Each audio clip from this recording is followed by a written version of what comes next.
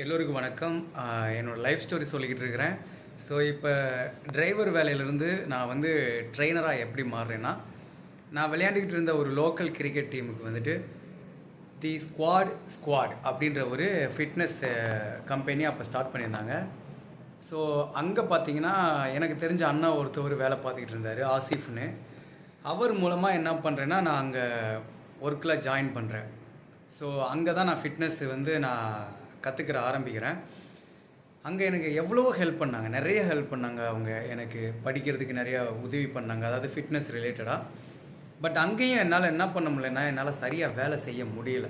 நான் வேலை செய்ய நினச்சாலுமே எனக்கு அந்த கிரிக்கெட் ஆடணும் அப்படின்ற அந்த ஒரு ஏக்கத்தினால என்னால் வேலையும் சரியாக செய்ய முடியல.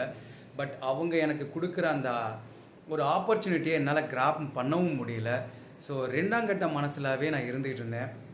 ஏன்னா அவங்க எனக்கு நிறையா ஹெல்ப் பண்ணாங்க, நான் விளையாடுறதுக்கும் அலோவ் பண்ணாங்க, எல்லாம் பண்ணாங்க. பட் இருந்தாலும் எனக்கு ஏதோ ஒரு வகையில் வந்து இந்த கிரிக்கெட் ஆட முடியாத ஒரு சூழ்நிலை. அதாவது காலையில் 5 மணிக்கு எழுந்திரிச்சு நான் அங்கே வேலைக்கு போகும்போது, என்னடா நம்ம கிரிக்கெட் ப்ராக்டிஸ் பண்ணாமல் நம்ம வேலைக்கு போகிறோமே அப்படின்ற மாதிரி ஒரு ஃபீல் வந்து என்னால் வேலையிலையும் சரியாக ஃபோக்கஸ் பண்ணவே முடியல. கடைசியாக என்னுடைய வேலை வந்து அந்தளவுக்கு இல்லை. ஏன்னா நான் 2 வருஷம் இன்டர்ன்ஷிப் மட்டும்தான் பார்த்துக்கிட்டு இருந்தேன், சரிங்களா? அப்சர்வேஷனில் மட்டும்தான் இருந்தேன்.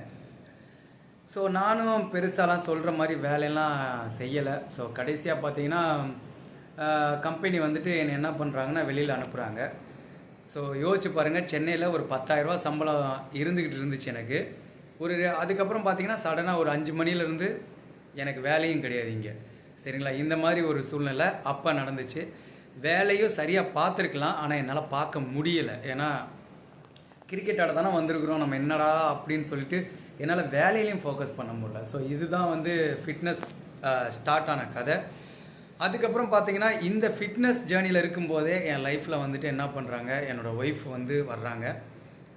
அந்த ஸ்டோரியை நான் என்ன பண்ணுறேன் அடுத்த வீடியோவில் நான் உங்களுக்கு சொல்கிறேன். ஸோ இப்படி தான் என்னுடைய ஃபிட்னஸ் ஜேர்னி ஸ்டார்ட் ஆச்சு.